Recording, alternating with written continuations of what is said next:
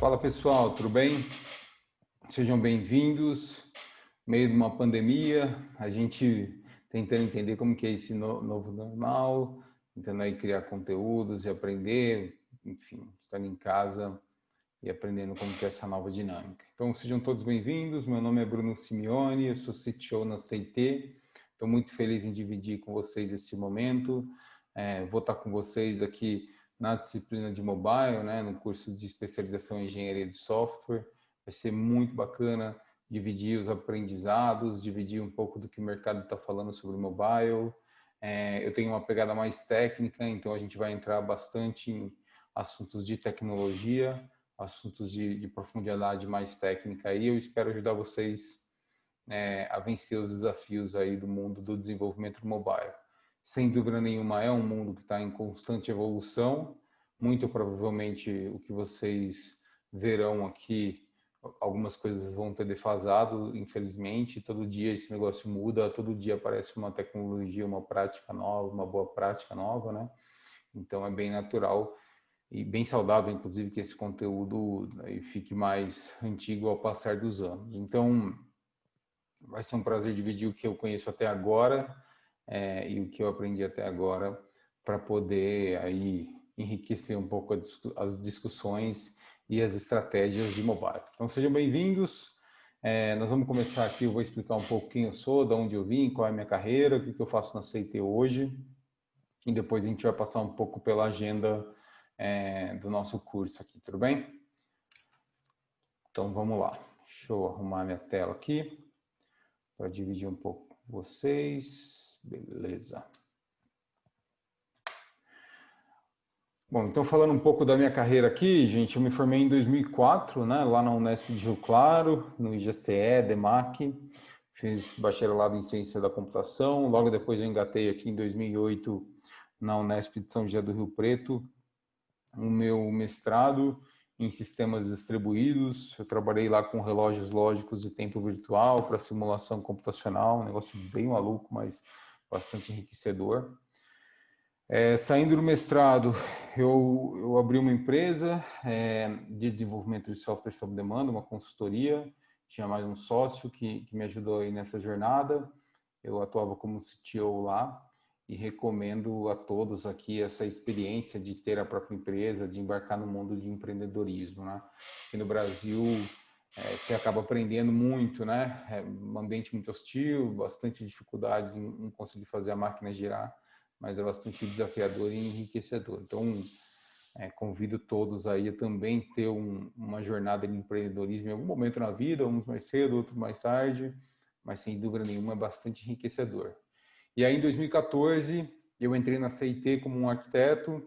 Eu tive a sorte lá de trabalhar em várias frentes de e-commerce. A CIT, para quem não conhece, é uma multinacional brasileira que atua em transformações digital, em enriquecer os clientes com impacto de negócio, né, em fazê-los acelerar na perspectiva mais digital, que, por sinal, foi bastante acelerada por causa da pandemia e do coronavírus.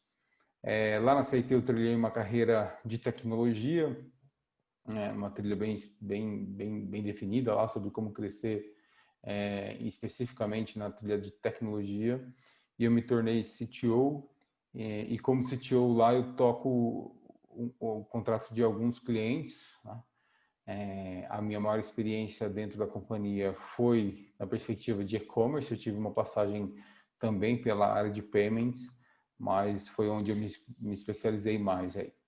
Esses são os logos que eu já trabalhei dentro da CIT, então trabalhei um pouco com a Netshoes, com a Cielo, com o Walmart, com a Nestlé, com a Azul, com a Sul América, com a bandeira Elo, bandeira de cartões Elo, e agora mais recentemente com o Carrefour. Vou deixar aqui um pouco dos meus links, para vocês depois se quiserem consultar um pouco de material que eu produzo aqui, para a gente continuar em contato. Beleza, pessoal? Vamos para o nosso conteúdo, então. Bom, pessoal, nossa agenda técnica, então, desse conteúdo, nós vamos passar um pouco aqui no primeiro item sobre o Design System e um processo de Discovery, né? Ou seja, tudo aquilo que eu deveria me preocupar para os pontos relevantes do design e da interação, design de interação no fundo, e as interfaces com os usuários, né? Muito importante esse ponto, o design, e aí o design não é só a cor, o logo, a tipografia, é também como foi pensada a experiência de uso, né? A jornada do problema que o usuário está tentando resolver a vida dele dentro daquilo que vocês forem produzir. Então, esse é um tópico bastante importante aí para traduzir um pouco tanto das percepções cognitivas, né, quanto das percepções mais práticas ali em relação ao seu aplicativo. Um segundo ponto, nós vamos falar aqui um pouco sobre interfaces não triviais, né? Então nós vamos falar sobre voz, sobre realidade aumentada e sobre gamificação, vai ser bem interessante. A gente não vai entrar tanto em profundidade, mas vão ser mais alguns highlights aqui que eu quero dividir com vocês, algumas preocupações que eu acho bem importante. Depois a gente vai para a plataforma de mobile mesmo, a seleção da tecnologia, quais são os trade-offs, como é que eu escolho a arquitetura e a plataforma que eu vou utilizar para construir meu aplicativo. Sem dúvida nenhuma, back-end é um ponto bastante relevante na construção de aplicativos mobile, então a gente vai falar um pouco sobre, de novo, a seleção de tecnologia e os trade-offs entre plataformas de back-end. Mais para o final aqui, a gente vai falar sobre algumas dicas que eu dou de codificação, né? É um conjunto de boas práticas aí para engenharia de software de alta performance e como é que você habilita seu software a passar por refactorings e evoluções de uma maneira by design, né? A gente fala muito sobre o software moderno ter muita facilidade para ser refatorado, ter muita facilidade para ser desacoplado, que a gente entende que software bom é software que está em constante evolução, né? Que tem gente usando e que tem demanda o tempo todo. E por fim, gente, a gente vai falar um pouco sobre o conceito de observability, né? Que é um conjunto de boas práticas para como é que eu, enquanto operations ou como desenvolvedor ou como arquiteto, consigo olhar para o meu software e entender o que está acontecendo. Ou mesmo eu como designer, né? Ou como desenvolvedor, ou como product owner, ou squad leader, enfim, qualquer que seja a liderança ali que está olhando para o produto que produziu, o quanto a gente consegue entender o que está acontecendo na perspectiva do uso. Então, vocês vão ouvir bastante sobre telemetria, sobre métricas, para entender tanto no back-end quanto no front-end o que está sendo feito dentro do aplicativo, qual é o comportamento padrão, onde está tendo atrito na jornada, onde está sendo mais fácil de fechar um funil, enfim, esse tipo de discussão. Bom, gente, antes de começar, eu vou mudar aqui só a minha câmera, vou colocar aqui do outro lado, para a gente não ter problema de ter overlap aí com o conteúdo, beleza? Tem uma outra funcionalidade aqui que eu vou mexer. Deixa eu achar aqui. Eu acho que assim fica melhor. Beleza. Ele não ocupa nenhum conteúdo útil. Vamos lá, então. Bom, começando aqui sobre o Design System, né, e Discovery, o nosso primeiro tópico aqui para a gente falar sobre mobile e, obviamente, primeiro tópico, porque deveria ser a nossa primeira preocupação, né, como que o usuário sente o aplicativo, como que o usuário interage com o aplicativo, o que ele deveria pensar, refletir, qual a impressão que você quer causar, como é que você descobre o que o usuário quer, né? Dado que você entendeu que tem um problema que pode ser resolvido através do aplicativo, qual a melhor maneira de implementar aquela jornada ou aquele funil de conversão. A gente fala muito de funil de conversão, que é a partir de um step mais externo, né? Até a hora que o seu usuário vai passando por uma jornada e vai atravessando uma série de steps até chegar no passo final, onde ele faz uma determinada transação, como isso deveria ser pensado, qual a mecânica, qual a arquitetura da informação, qual a arquitetura de solução, como que isso deveria refletir, quanto tempo deveria levar, qual o esforço necessário para o seu usuário conseguir sair do outro lado. A gente não vai conseguir cobrir todas as áreas, esse tema é muito extenso, é muito comprido, profundo pra caramba, ele mexe com aspectos cognitivos, não só com aspectos práticos. A gente vai tentar dar uma pincelada em alguns temas aqui para ajudar na reflexão, mas obviamente quando vocês forem desenvolver seus aplicativos ou tentar resolver um problema que vocês já estejam lidando com ele hoje, vocês vão precisar se aprofundar um pouco mais sobre isso. Então, gente, começando aqui a gente fala muito sobre o Design System e o processo de Discovery, sobre o ato de comunicar, né? No fundo, o que a gente está fazendo com o usuário final é comunicando e criando um caminho para que ele consiga sair do outro lado com, a gente chama muito de job to be done, né? Com o que ele se propôs a fazer com o seu aplicativo, né? Então, aqui vai uma reflexão sobre o mundo real, como as pessoas pedem alguma coisa, né? Elas fazem seus pedidos, quando ela vai usar um aplicativo de comida, um aplicativo de transporte, um aplicativo do que quer que seja, né? Uma transferência bancária, ou um pagamento, ou um pedido online, enfim, o que ela está fazendo, como é que ela faz isso na vida real e como essa jornada da vida real poderia ser transplantada para a tecnologia e a tecnologia ajudar nesse processo, né? Então, pensem lá, por exemplo, nesse ato de comunicar, como a abertura de uma porta, né? Não sei se vocês já se pegaram fazendo isso, mas tem portas que quando você empurra, ela fica estranha, né? Às vezes, cara, essa porta aqui poderia abrir para outro lado, poderia abrir para dentro, poderia abrir para fora. Então, essa reflexão é uma reflexão simples, né? Até besta, mas ela ajuda a pensar do jeito com que a gente faz as coisas muito no automático e acaba não raciocinando, não refletindo sobre o que a gente está fazendo, né? Então, a reflexão sobre qual é a intenção do consumidor quando ele está fazendo essa jornada, como ele está acostumado a interagir, né? Então, uma vez que você desenha quem é a sua persona, quais são as metáforas que essa persona tem no dia a dia para que ela use essas metáforas e aplique, né, no seu aplicativo, o que vermelho significa para essa pessoa, o que uma bolinha com ponto de interrogação significa, o que um pop-up com um botão verde e vermelho significa para um determinado escopo, né? Esse tipo de coisa que precisa ser discutido e ter uma reflexão em cima antes da construção do aplicativo propriamente dito. Falando um pouco sobre User Experience e User Interface, para pensar sobre o life cycle do produto digital que vocês estão criando, né? E as necessidades do usuário em cada uma dessas fases. Então, para cada fase, a fase do onboarding, a fase depois do churn, né? Quando o cara vai embora do seu aplicativo, que ele deixa de usá-lo por um bom tempo, como é que você resgata esse usuário, né? A gente fala muito do retargeting, sempre tentando encaixar qual é o melhor momento para você interagir, mandar uma notificação, mandar um e-mail de resgate, ou seja, o aplicativo, a gente está acostumado muito com aplicativos passivos, né?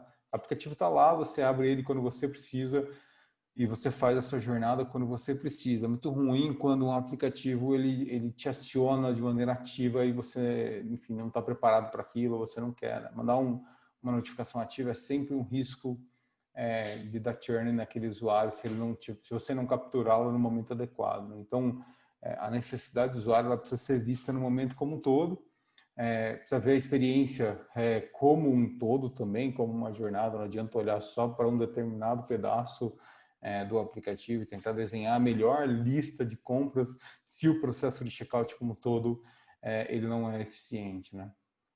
E cabe também a reflexão como o usuário ele se movimenta através do aplicativo, né?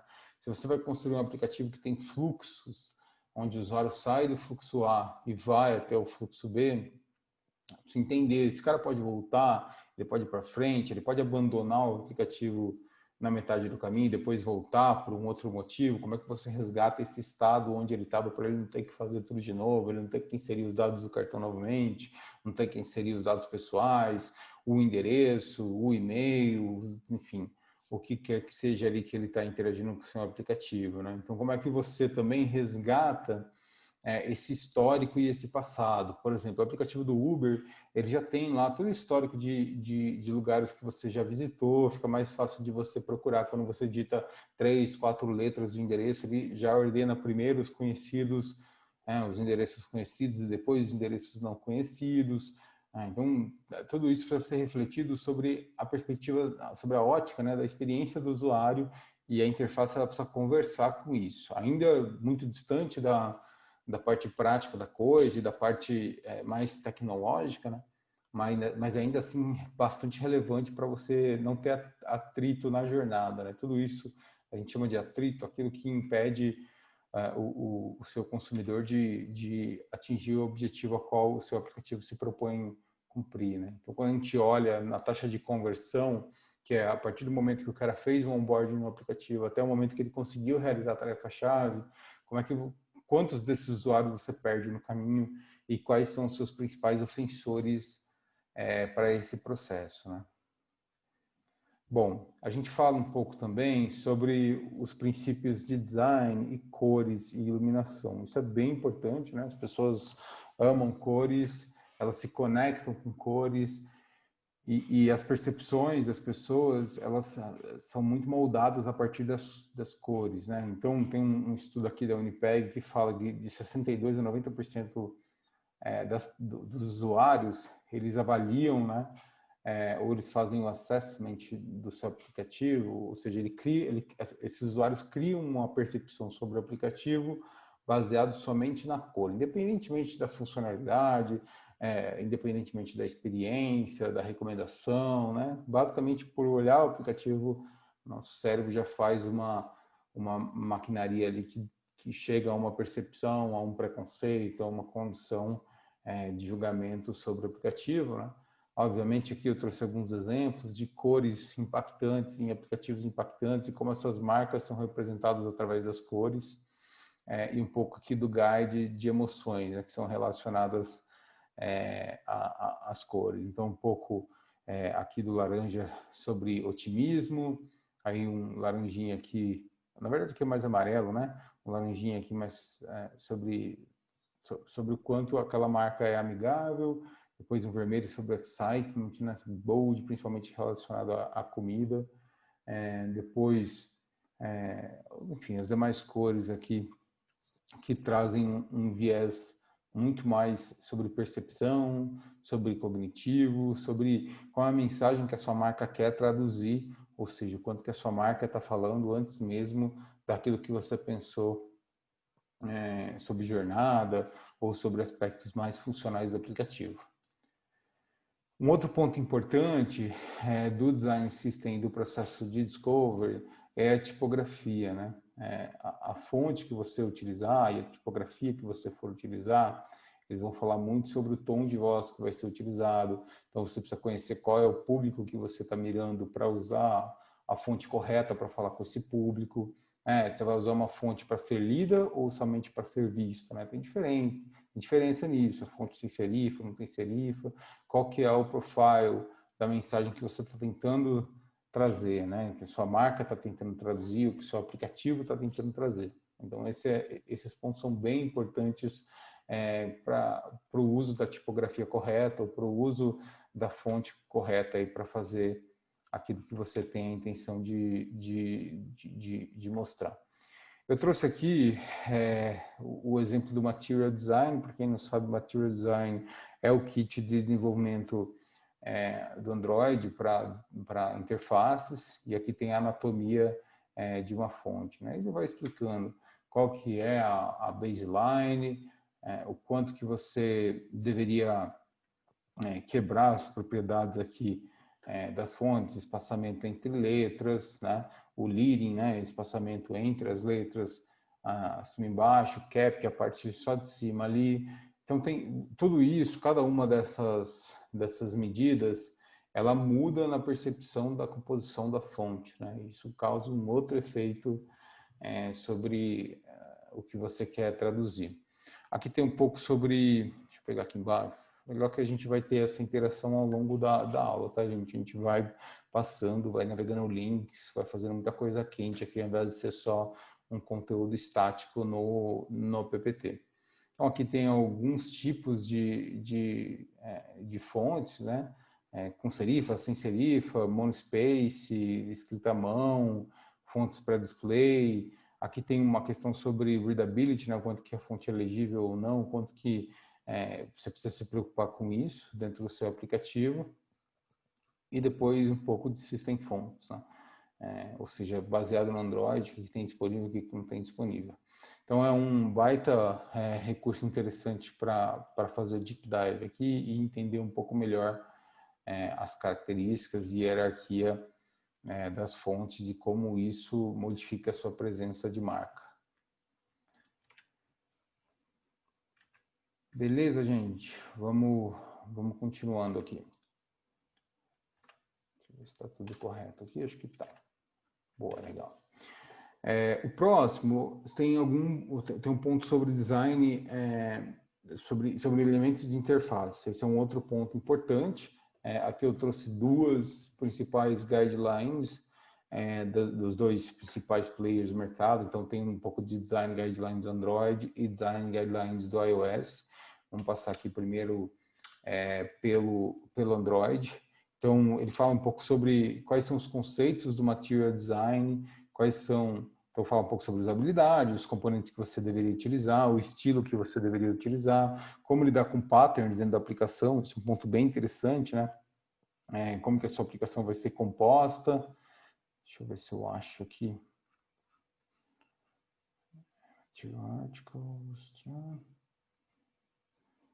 Aqui.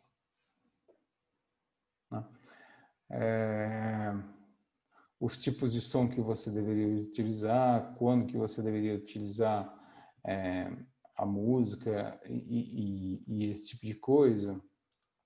Vou voltar aqui. Um pouco sobre os componentes de interface, quando usar uma lista, quando usar botão, quando usar cards, né? Traz um pouco desse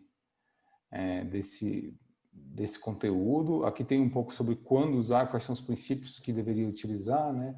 Tipo de navegação, eu vou usar barra inferior, eu vou usar barra superior, né? A anatomia dessa barra, como que deveriam ser os containers, qual que é a disposição, ícone em cima, texto embaixo, ou não, ícone do lado esquerdo, texto do lado direito. Como que eu faço esse tipo de coisa, que tipo de ícone utilizar, que tipo de comportamento que eu gostaria de ter, enfim, conteúdo bem rico sobre guidelines do desenvolvimento do Material Design. Como lidar com animações, esse é um outro ponto importante também. Aqui tem bastante direções de qual a melhor forma de usar micromomentos, né, microanimações, ou deveria usar, ou não deveria usar, enfim, tem uma discussão bem interessante aqui. E depois sobre diretrizes de qualidade para aplicativos, né? Então, como lidar com esse tipo de coisa. Vamos pegar um exemplo aqui de qualidade para aplicativo para auto. Então, ele traz aqui, né, preocupações que você deveria ter.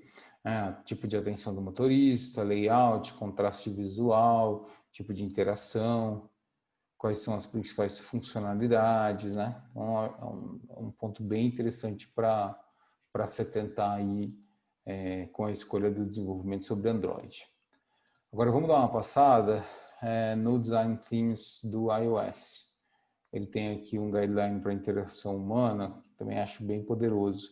Aqui especificamente a gente está falando de iOS, tá, gente? Mas tem outros caras aqui relacionados, poderia usar sobre Mac, sobre TV, sobre WatchOS, enfim, tem um cara para esse tipo de coisa. Tem um documento desse para cada tipo de preocupação que a gente está tentando trabalhar. Então, aqui um pouco sobre os temas, né? O que diferencia sobre as outras plataformas, então é muito sobre princípios, né? Do desenvolvimento em cima do iOS. A gente vai passar aqui um pouco sobre interação de usuário, então quando usar o 3D Touch, quando usar o Apple Pencil, quando eu vou usar cada uma desse tipo de característica, quais são as capabilities do sistema que eu estou trabalhando, sobre visual design, né? Quanto que eu tenho que me preocupar com sistemas adaptativos, com layouts adaptativos, cores, branding, dark mode, enfim, preocupações bem comuns. Tamanho de imagem, resolução, ícone do aplicativo, barras, né? Aqui é um exemplo de quando que eu uso barras de navegações e quando que eu uso barras de busca, quando eu uso sidebars, então ele dá ele dá um racional aqui bastante interessante sobre quando você deveria usar um, quando você deveria usar o outro, o status bar, obviamente, né? Enfim, tem uma série de pontos bastante importantes aqui. E depois sobre as views, aqui um pouco mais, assunto mais técnico, né? Quando eu uso popover, quando eu uso scrolls, quando eu uso grids, quando eu uso tables, enfim, um pouco sobre esses elementos aqui. Os controles, então botões, rodas de cor, label, controle de página, os pickers, né? Picker de data, picker de hora, os pull-downs menus, né? Enfim, tem uma série de elementos aqui que é importante a gente olhar um pouco. Sobre a interação com o usuário, isso é um ponto bastante importante aqui sobre feedbacks, né? Então, quando a gente fala sobre a entrada de dados, como que eu deveria lidar com a entrada de dados do usuário, quando a gente fala sobre o mecanismo do drag and drop, né? Segurar e arrastar, quais são as metáforas que as pessoas estão acostumadas a usá-la, né? Isso vai muito sobre a percepção, sobre que tipo de toque eu tenho que usar, é um dedo, são dois dedos, é no clique, é sem clique, tem a caneta, não tem a caneta, que tipo de consistência eu tenho que considerar quando eu estou trabalhando com esse tipo de coisa. Então ele fala sobre NFC, fala sobre pointers, tem uma série de assuntos bem importantes. E o mais famoso de todos, né, o undo e o redo, que é o famoso aí vai e volta, também tem metáfora envolvida nisso, também tem conhecimento sobre isso. Então, um negócio bem importante para entender. Aqui sobre a arquitetura de aplicativos, vou passar rapidamente, mas um pouco sobre navegação, né? Dado que eu estou dentro de uma tela, para onde eu vou, para onde eu não vou, tem que ter consistência, né? Quando eu clico em voltar, ele volta para onde, né? Quando eu saio do aplicativo e volto, eu voltaria para onde. Então, tem um pouco aqui sobre o estudo de como deveria ser tratado. Lembrando que o Android, diferente do iOS, tem o botão voltar sempre, né? Que ele interage com os aplicativos diferente do iOS. E também agora tem os gestos, né? Do próprio sistema operacional que interagem com o aplicativo. Então, é importante ficar ligado nisso. É um assunto denso, acho que não vale entrar tanto no detalhe aqui, mas precisa olhar para isso quando for construir a arquitetura de informação, o design e os componentes sobre o padrão que você vai implementar no aplicativo. O próximo aqui, gente, eu queria falar um pouco sobre mapeamento de hipóteses, de ideias, e o que a gente chama de user research, né? Dado que eu já defini, né? Qual que é o meu tom de voz que eu vou utilizar, como que a minha marca interage, como que é a cor do aplicativo, qual é o tema, né? Quais são a paleta de cores que eu vou utilizar. Já defini a arquitetura da minha aplicação e como eu vou botar a minha arquitetura de informação e como vai ser trabalhada. Agora eu vou realizar pesquisas de campo para entender se aquele problema que eu quero implementar dentro do aplicativo, eu estou me propondo a resolver, a solução que eu estou dando, ela faz sentido. E para isso tem várias maneiras de eu acessar o meu consumidor, né? A gente fala muito sobre focus groups, fala sobre card sorting, né? Que é uma maneira de você testar diferentes hipóteses com diferentes públicos. A gente fala sobre prototipação e sketch, então você vai prototipar 3, 4, 5 soluções diferentes, né? A gente fala muito sobre, dentro da CT, a gente usa muito o método A3, de um livro de 2005 chamado Gerenciando para Aprendizado, onde nesse lado A3 você basicamente tem o lado esquerdo que é o problema e o lado direito que é a solução, né? Muitas empresas elas se apaixonam pela solução. Aqui a gente está tentando se apaixonar pelo problema. Então, dado que eu tenho problema, eu tenho diversas soluções que podem resolver esse problema. E eu estou usando um método estruturado para perguntar para o usuário qual dessas opções resolve melhor o problema dele, né? Então, pesquisas em campo, task analysis, eu sentar junto com o meu consumidor e ver ele realizando a jornada dele, entendendo a jornada, tomando nota, descobrindo o que ele está fazendo, para daí criar um heatmap de como eu posso resolver melhor essas ações, né? E isso vai muito sobre o ato de observar, testar, aprender, adaptar. Então, o mapeamento de ideias, o user research, ele é um processo iterativo e é bastante importante pensar nisso antes de construir. No fundo, a grande mensagem que está sendo passada aqui é, antes de implementar a sua primeira linha de código, faça alguns experimentos, ainda que sem código, ainda que sem sistemas, para garantir que aquilo que você quer construir faça sentido e resolve o problema da maneira que o seu usuário quer que o problema seja resolvido, e não da maneira que você, enquanto consultor, quer que seja resolvido. Né? Então, tem uma mudança de perspectiva aqui importante. Sobre o teste AB, ainda sobre Customer Research, é importante, aqui a gente já passou sobre o caso de uso do Crazy Egg, aqui tem o Crazy Egg, tem o Hotjar, tem ferramentas que dão heatmap, né, sobre a tela do seu protótipo que você está construindo. E esses heatmaps, que é onde o usuário clicou ou deixou o mouse, enfim, é o eye tracking dele, né, ou seja, onde que ele estava olhando, o que ele estava interagindo, ele ajuda muito a gente a fazer a técnica de teste AB, ou teste multivariado, né? Quando, ok, eu quero testar uma hipótese do meu aplicativo, eu crio 3, 4 variações daquele ponto da jornada. Então, por exemplo, num carrinho, eu tenho 3, 4 carrinhos diferentes, um tem um botão assim, outro tem um botão assado, um aparece a lista desse jeito, outro aparece a lista de outro jeito, e eu consigo mensurar o que converte melhor, o que para o usuário, né, se traduz em algo mais eficiente. Então, aqui a gente fala sobre essa análise de arquitetura da informação, fala sobre splitar tráfego, né? Então, como é que eu pego 15% do meu tráfego e coloco em um lugar? Ah, Bruno, não tenho tráfego ainda. Cara, então tudo bem, vamos fazer esse processo de uma maneira mais manual, mas ainda assim multivariado, né? No fundo, eu estou testando hipótese, eu estou definindo alguns KPIs ali para medir, estou segregando o público. Ah, eu quero testar essa interface com usuários de determinada faixa etária, eu quero usar essa outra interface com outro tipo de usuário, né? Então, de novo, é um processo de iterar, de coletar, de aprender. Vamos dar uma olhada aqui no caso de uso do Crazy Egg.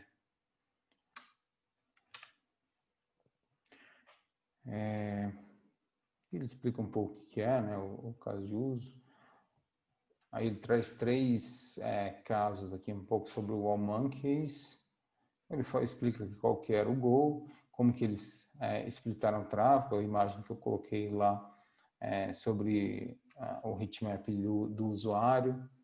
Aqui 2 exemplos, né, da venda de jogos online, onde eu devo posicionar melhor, né, os incentivos e o que eu estou dando para o usuário, né? Aqui no caso tinha um logo enorme atrapalhando a compra, estava oferecendo outra coisa aqui, estava dando, tipo assim, se você comprar eu te dou um gift card, mas no fundo eu poderia dar isso de uma outra forma para o cliente, né? Não precisa obrigatoriamente ser aqui. Então tem uma série de exemplos aqui de como posicionar a arquitetura, melhor a arquitetura de informação. Vou deixar isso com vocês, esses links, depois vocês olham mais no detalhe. Bom, agora a gente vai para a sessão aqui de voz, de realidade aumentada e de gaming, né? Gamificação. O primeiro sobre voz, o que é importante aqui, né, gente? Voz, quando a gente interage, pega lá os devices, tanto da Amazon ou do Google, né? A gente não está falando com alguém, então eles não são verdadeiramente conversacionais, né? No fundo, eu dialogo da maneira com que eu escrevo, não com que eu falo. E essa é a metáfora que se criou nesse ambiente, né? No fundo, quando a gente trata desses devices, a gente está falando muito mais sobre um coletor de informação, né? Obviamente que a gente gostaria que ele fosse alguma coisa mais do que somente uma iteração de pergunta-resposta, pergunta-resposta, né?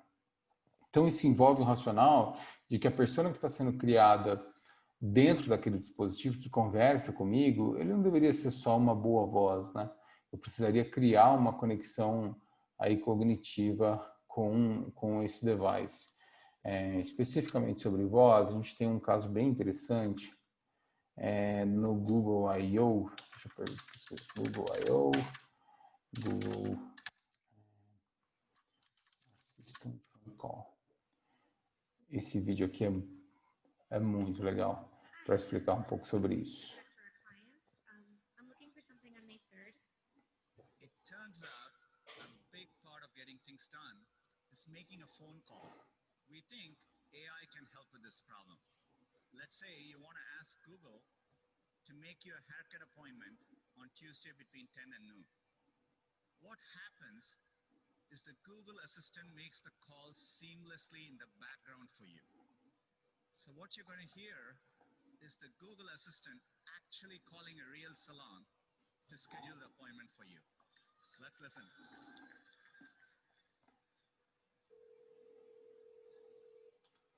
Bom, aqui, gente, só para explicar, é o Google Assistant, né? Fazendo uma ligação para um salão para fazer um agendamento, e o próprio assistente, utilizando inteligência artificial, ele faz a ligação e ele conversa com a pessoa, e a pessoa que está do outro lado não faz ideia com quem está conversando, né? Se é um computador, se é um humano. Então, aqui, percebe que é um step up naquilo que a gente está falando. Já não é mais um sistema de vai e volta, de troca, né?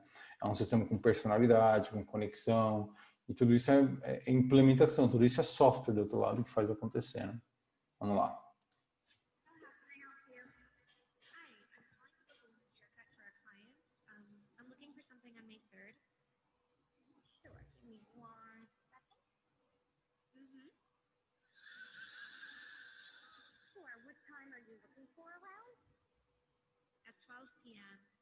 We do not have a 12 p.m. available. The closest we have to that is a 1:15. Do you have anything between 10 a.m. and 12 p.m.? Depending on what service she would like. What service is she looking for? Just a woman's haircut for now. Okay, we have a 10 o'clock. 10 a.m. is fine. Okay, what's her first name? The first name is Lisa. Okay, perfect. So I will see Lisa at 10 o'clock on May 3rd. Okay, great. Thanks. Great. Have a great day. Bye.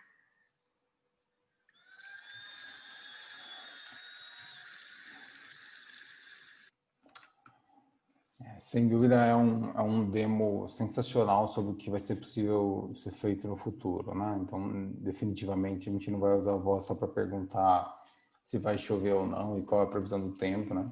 Mas para fazer coisas mais poderosas. Beleza, gente? Vamos para o próximo tópico aqui, sobre gaming, né? Sobre como desenvolver interfaces para jogos, e tanto para jogos, você está desenvolvendo um jogo de fato, né?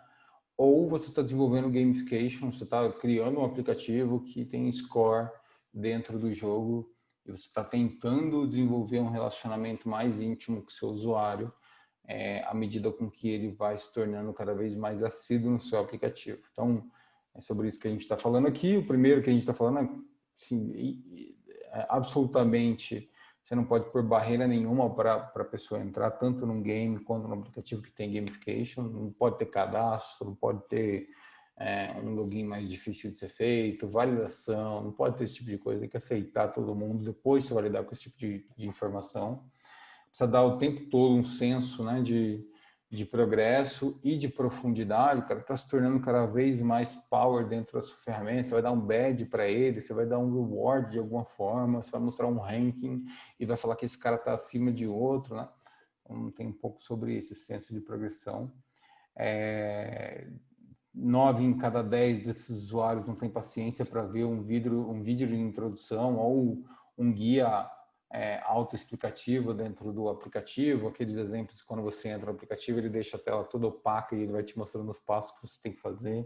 Então, aquilo que você está produzindo tem que ser learnable, né? A pessoa tem que aprender sozinha a usar o aplicativo.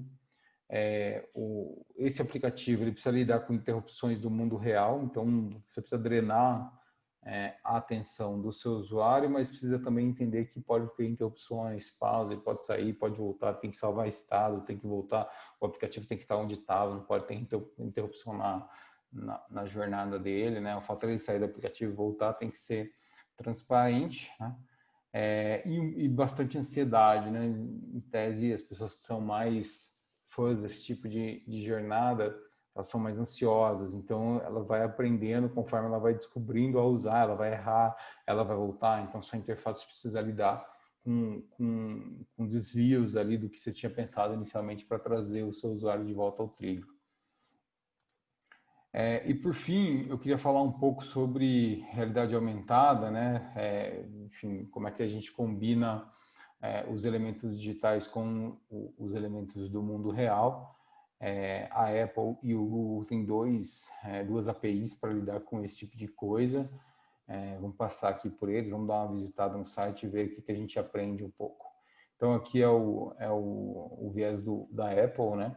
Sobre realidade aumentada. Então esse é um portal que traz o ARKit para iOS, né? O iOS tem o LiDAR, que um sensor exclusivamente dedicado para lidar com o ambiente físico, que te permite montar mais elementos ali mais eficientes dentro do aplicativo. O próprio device ele favorece como lidar com o mundo real e como fazer o mundo real reagir ao que você está desenvolvendo dentro do aplicativo. Aqui são exemplos só que você pode baixar para interagir com o seu dispositivo. Vamos dar uma olhada também nos exemplos que eles estão colocando aqui para a gente olhar. Aqui provavelmente não vai funcionar com o computador, vai funcionar só com o dispositivo especificamente, né? Vai funcionar com o dispositivo, você provavelmente vai conectar aqui e conseguir olhar isso daqui interagindo no mundo real. Highlights que eu gostaria que vocês soubessem aqui, né? Então, falando um pouco mais sobre ARKit, ele traz lá uma API de profundidade, as âncoras, né? Então, como é que você olha para o mundo real e posiciona o objeto que você quer em uma determinada âncora do cenário, é um vaso, é uma mesa, é uma janela. Então, geralmente essas APIs, elas já conseguem se conectar em objetos previamente definidos previamente reconhecidos através de inteligência artificial, ou não, você pode definir uma latitude, uma longitude, uma coordenada e ele vai interagir com aquilo, né? Obviamente que vai funcionar também com face tracking, né? Vai entender que é você e vai conectar os objetos que você está criando com um rosto e tudo mais. Porque ele traz algumas features importantes, né? Geometria da cena, câmera de frente e trás ao mesmo tempo, face tracking, né? Vários rostos ao mesmo tempo, captura de movimento, sessões colaborativas, né? Entre muitas pessoas para construir um mapa colaborativo, enfim, um negócio mais de colaboração. Então, a API já dá tudo isso pronto para vocês. Agora entender como ela funciona, interagir com ela e começar a fazer algumas brincadeiras. Esse é um pouco do ARKit da Apple. Vamos entrar aqui no AR Core do Google. Tem uma pequena diferença, né? Porque no caso do Google, ele já é um pouco mais aberto à comunidade de desenvolvimento. Então, esse kit de desenvolvimento você consegue integrar com outras coisas, com o próprio iOS, com o Unreal, né, engine de games, de Unity também, e com o próprio Android. Vamos entrar aqui em Discover e entender um pouco mais o que é possível ser feito. De novo, né, os mesmos pilares lá da Apple, tracking de movimento, o entendimento do ambiente, né? Então, a API já entende o que são superfícies, o que são superfícies angulares, o que são paredes. Tem um ponto interessante sobre estimativa de luz, né? Para você lidar com a mudança de luz no ambiente, das condições de luz no ambiente, que também é um ponto bem importante. Vamos entrar em cada um desses aqui para a gente entender um pouco melhor. Então, sobre o Motion Track, né? Conforme o movimento vai andando, ele vai detectando aquilo que você quer. Então, aqui no caso é um exemplo, né? A própria API detectou que é uma mesa e colocou lá o seu objeto que você definiu dentro da mesa. A estimativa de luz, então perceba que aqui ele está pegando o mesmo objeto 3D e colocando em iluminações diferentes. E as âncoras, né? Tem mais um ponto que essa API dá, que são âncoras colaborativas. Deixa eu ver se eu acho aqui para a gente para a gente passar junto. No fundo, ele acabou caindo no mesmo link aqui. É isso aqui. Aqui, gente, qual que é o objetivo, né? Imagina que dois usuários vão interagir com a mesma âncora, né? O que eu estou chamando de âncora? Pode ser um quadro, uma parede, pode ser uma mesa, pode ser o rosto de alguém, pode ser um carro na rua, enfim, aquilo que vocês definirem, mas ele tem a possibilidade de dois usuários distintos compartilharem a mesma âncora e interagir com ela da mesma forma, né? Então, esse é um ponto muito bacana. Então, aqui, por exemplo, um dos celulares, né, detectou, jogou para a cloud essa posição e o outro usuário está vendo a mesma coisa, eles conseguem interagir, né? Aqui, no caso, sumiu para os dois, né? Uma das possibilidades. Então, dá para fazer muita coisa com isso. Dá para, por exemplo, criar jogos colaborativos ou criar interações com o ambiente físico / digital aí, colaborativos, né? Beleza, gente. Acho que isso é um pouco sobre o conteúdo de realidade aumentada que eu queria trazer, mas agora precisa entrar mais no detalhe das APIs, entender como funciona e fazer suas brincadeiras aí. Bom, pessoal, então é isso. A gente fechou aqui a primeira parte da nossa aula, né? Falamos aí sobre um pouco de experiência, sobre design de interação e sobre os special notes aqui para voz, realidade aumentada e gaming. E agora a gente entra aqui um pouco sobre seleção tecnológica, plataforma de mobile e esse tipo de coisa. Vou encerrando esse vídeo por aqui. Vou começar uma próxima aula aqui para falar sobre esses assuntos, tá bom? Valeu, gente. Até daqui a pouco.